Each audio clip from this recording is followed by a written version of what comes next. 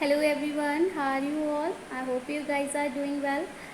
So guys, welcome back to our channel and start करेंगे अपना आज का सेशन। तो आज के सेशन में हम लोग डिस्कस करेंगे कि मेरी क्या रैंक रही थी जो मैंने इंटरव्यू दिए थे। तो जैसा कि मैंने आपको अपनी प्रीवियस वीडियो में बताया था कि मैंने केवी दो जगह पे इंटरव्यू दिए थे, दोनों ही बरेली में दिए थे। मैंने KV number 1 GRC Bareilly and KV number 2 JLA Bareilly. तो केवी नंबर 1 जीआरसी बरेली में जो मेरी रैंक रही थी वो फर्स्ट रैंक रही थी and KV number 2 JLA Bareilly में मेरी सेकंड रैंक रही थी। और करेंटली मैं अभी केवी नंबर 2 जेएलए बरेली में ही वर्क कर रही हूँ। अब दूसरा क्वेश्चन रहता है कि कितने नंबर पे हमें कॉल आती है। तो कॉल की अगर मैं बात करूँ तो फर्स्टली ये तो डिपेंड करता है कि कितने परमानेंट टीचर्स लीव पर हैं, क्योंकि हमें तभी कॉन्ट्रेक्चुअल टीचर्स को कॉल की जाती है जब कोई परमानेंट टीचर लंबी छुट्टी पर होता है। ठीक है, ऐसा नहीं कि सिर्फ 10-15 दिन की छुट्टी पे तो वो हमें कॉल करेंगे, नहीं। लंबी छुट्टी पे अगर कोई टीचर होता है तो उसके सब्सटीट्यूट की तरह वो हमें कॉल करते हैं, मतलब उसकी सब्सटीट्यूट के लिए वो हमें कॉल करते हैं। तो कोशिश करिएगा, वैसे तो यहाँ पे डिसअपॉइंट होने की ज़रूरत नहीं है, बट जो कॉल का सीन रहता है वो आपके फर्स्ट टॉप 3 के लिए ही कॉल आता है सबसे पहले। इन केस अगर ये जो फर्स्ट 3 कैंडिडेट्स हैं अगर ये मना करते हैं ड्यू टू एनी रीज़न, तब 4th नंबर का जो कैंडिडेट होता है उसको कॉल की जाती है। लेकिन ये डिपेंड वही करता है कि अगर मान लीजिए सिर्फ एक ही वैकेंसी है तो सिर्फ जो फर्स्ट रैंक वाला कैंडिडेट है उसको कॉल आएगा। 2 वैकेंसीज़ हैं तो फर्स्ट 2 को कॉल आएगा, 3 है तो फर्स्ट 3 को, और इससे ज़्यादा वैकेंसीज़ देखने को नहीं मिलती। फर्स्ट 3 ही वैकेंसीज़ यहाँ पर देखने को मिलती हैं। बट इन केस अगर वैकेंसीज ज़्यादा होंगी, मान लीजिए अगर 5 वैकेंसीज़ हैं तो टॉप 5 को कॉल किया जाएगा, बट जो कॉल होगा वो टॉप वालों को ही किया जाएगा। ठीक है, अब आपका सवाल रहता है कि अगर हमारी रैंक 10 है या फिर हम टॉप 10 या टॉप 15 में आ रहे हैं तो क्या हमें कभी कॉल आएगा? हाँ बिल्कुल आपको कॉल आएगा, लेकिन उसके लिए आपको वेट करना पड़ेगा। आप ये नहीं कह सकते कि ऐसा सेशन स्टार्ट हुआ और हमें कॉल आ जाए, नहीं। सेशन स्टार्ट होने पर कॉल जो टॉप कैंडिडेट्स होते हैं उन्हीं को आता है, बाकी कैंडिडेट्स को जो है वो कॉल लेट आता है। वो भी इस केस में आता है कि मान लीजिए जो ऑलरेडी कैंडिडेट्स को बुलाया जा चुका है उनके वहाँ पर वर्क करते हुए अगर कोई और टीचर लीव पर जाता है, मतलब कोई अदर वैकेंसी आ रही होती है, तब वो नेक्स्ट कैंडिडेट को कॉल करते हैं।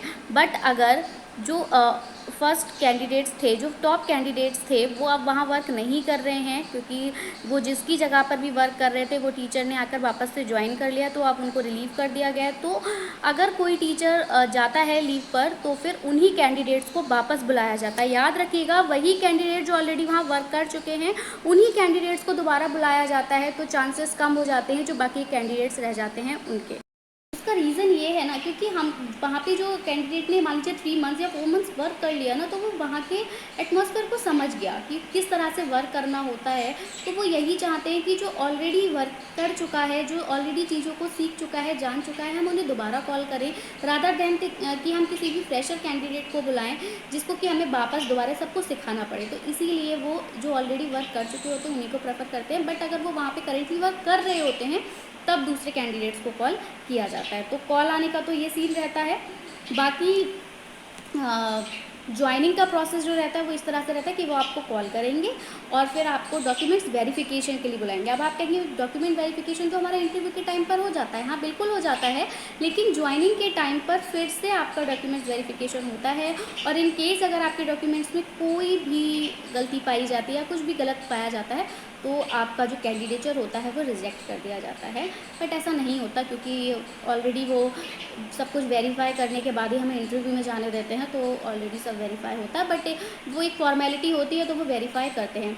तो आप अपने डॉक्यूमेंट्स को वेरीफाई कराने के बाद एक एप्लीकेशन आपको लिखनी होती है जिसमें आप परमिशन मांगते हैं प्रिंसिपल से कि वो आपको अलाउ करें अपनी पोजीशन लेने के लिए, या फिर कहीं जगह पर ऐसा होता है कि वो आपसे कहते हैं कि आप अपना एक्सेप्टेंस दे दीजिए कि हाँ मैं यहाँ पर वर्क करने के लिए रेडी हूँ। जैसे जीआरसी में मुझसे मेरा एक्सेप्टेंस ले लिया गया था कि आप अपना एक्सेप्टेंस दे दीजिए कि आप यहाँ वर्क करेंगे। मैंने जीआरसी में अपना एक्सेप्टेंस दे दिया था।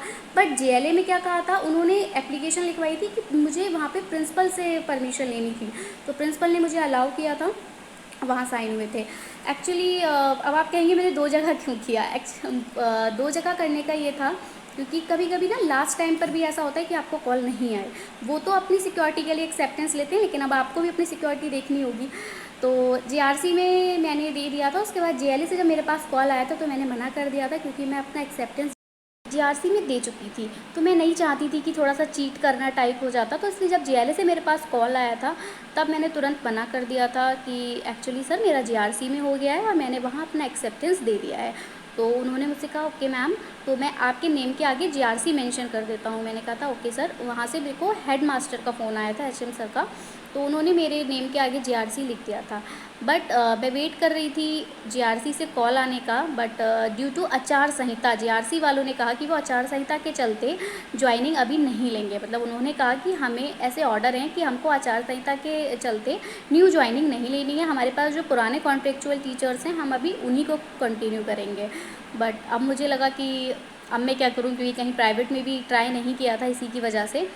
तो फिर मैंने दोबारा से जेएलए में कॉल किया एंड मैंने पूछा कि सर क्या करेंटली कोई वैकेंसी है, आपने मुझे कॉल किया था। तो उन्होंने कहा कि आपने तो बोला था कि आपका जीआरसी में हो गया। तो फिर मैंने बताया कि हाँ सर हो गया, बट एज सच मुझे वहाँ से कोई कॉल नहीं आई है। बट मैंने कॉल किया तो उन्होंने बोला है कि वो आचार संहिता के चलते न्यू ज्वाइनिंग नहीं लेंगे। तो उन्होंने कहा ओके मैम, अभी तो हमारे पास कोई वैकेंसी नहीं है क्योंकि आपने मना किया था, तो हमने 3rd नंबर की जो कैंडिडेट थी उसको कॉल कर लिया था, क्योंकि वहाँ पर ओनली 2 वैकेंसीज़ थी। तो मैंने कहा ओके सर। बट अब इसको मेरा गुड लक कह दीजिए या कुछ भी कह दीजिए, नेक्स्ट डे ही मेरे पास कॉल आता है जेएलए से, एचएम सर का ही कॉल आता है अगेन, और वो मुझसे कहते हैं कि मैम आपने बताया था कि आपने जीआरसी में ज्वाइन नहीं किया है, तो अगर आप चाहें तो कल आ सकती हैं डॉक्यूमेंट्स वेरिफिकेशन के लिए। तो फिर मैंने कहा okay sir, I definitely come. तो मैं नेक्स्ट डे फिर जाती हूँ, अपना डॉक्यूमेंट्स वेरिफिकेशन कराती हूँ और ऑन दैट सेम डे मेरा ज्वाइनिंग हो जाती है। प्रिंसिपल सर मुझे अलाउ कर देते हैं कि हाँ मैं अपनी पोजीशन वहाँ ले सकती हूँ।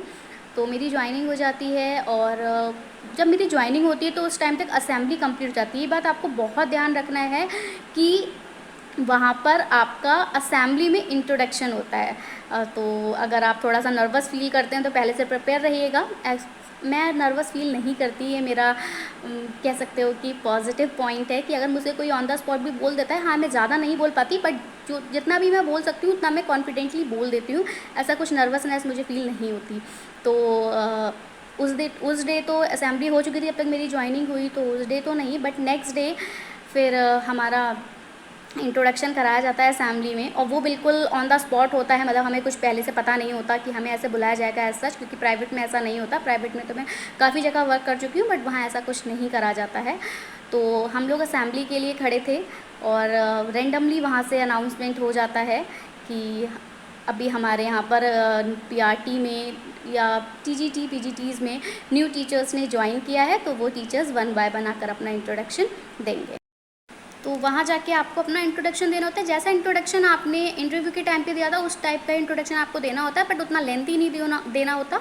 थोड़ा बहुत अपने बारे में बताइए, उसके बाद में आपको ये बताना होता है कि I will give my best in teaching the students and like that. तो बच्चों को कैसे टीच करना है या फिर आप क्या होप करते हैं, कैसा आपका एक्सपीरियंस यहाँ रहेगा, ये सब कुछ थोड़ा बहुत बोल के और अब वहाँ पर एंड कर देते हैं। तो ज़्यादा तो मैं भी प्रिपेयर नहीं थी, बट मैंने बस वहाँ पर अपना नेम बताया था, मैं जहाँ से बिलोंग करती हूँ वो बताया था। वहाँ मैंने अपनी क्वालिफिकेशन नहीं बताई थी क्योंकि वो तो अंडरस्टूड थी, अगर मैं वहाँ वर्क कर रही हूँ तो ऑलरेडी मेरे पास कोई टीचिंग डिप्लोमा भी होगा या फिर टीचिंग डिग्री होगी, और ऑब्वियस है कि ग्रेजुएशन डिग्री होगी। तो मैंने वहाँ अपने एजुकेशनल क्वालिफ़िकेशन ना देके बस अपना नेम एंड अपना जहाँ से मैं बिलोंग करती हूँ वो बताया था, और उसके बाद मैंने फिर यही कहा था कि मैं अपना बेस्ट देने की कोशिश करूँगी स्टूडेंट्स को पढ़ाने के लिए। और फिर मैंने सेम लाइन वहाँ पर यूज़ की थी कि जो मैं पीआरटी के लिए गई थी, तो वहाँ पे मैंने बोला कि जो पीआरटी के स्टूडेंट्स होते हैं they are like the flowers, तो उनको बहुत अच्छे से हमें नर्चर करना होता है, उनको बहुत अच्छे से हमें नरिशमेंट देना होता है। तो उस टाइप से हम एक्टिविटी बेस्ड लर्निंग मैं करूँगी, और स्टूडेंट्स के साथ, अपने कंपेनियंस के साथ, मतलब जो मेरा स्टाफ मेंबर्स रहेंगे उनके साथ एक कोऑपरेशन का रिलेशन बनाए रखूँगी। इस टाइप से दो तीन बातें करके मैंने एंड अप कर दिया था। और उसके बाद में वहाँ पे मुझे जो टीचर्स थे ऑलरेडी खड़े हुए सब स्माइल कर रहे थे, और उन्होंने मुझसे कहा था कि आपने बहुत अच्छा बोला। तो मैंने बोला कि मैम एक्चुअली ये सब सडनली था, मैं प्रिपेयर नहीं थी। बट उन्होंने कहा कि नहीं, अगर आप प्रिपेयर नहीं थी फिर भी आपने बहुत अच्छा बोला। तो आप इसके लिए प्रिपेयर रहिएगा कि आपके साथ ऐसी कंडीशन ना आए कि वहाँ पर आपको नर्वसनेस या कुछ भी फील हो। तो ऐसे होती है ज्वाइनिंग वहाँ पर। बाकी इसके आगे भी क्या क्या जर्नी रहती है वो सब मैं आपके साथ डिस्कस करती रहूँगी। मेरे चैनल के साथ बने रहिए, चैनल को सब्सक्राइब करिए, वीडियो पसंद आए तो ज़रूर इसको लाइक करिए। बाकी आपकी कोई भी क्वेरी हो आप मुझसे कमेंट सेक्शन में पूछ सकते हैं। So till then take care and bye bye.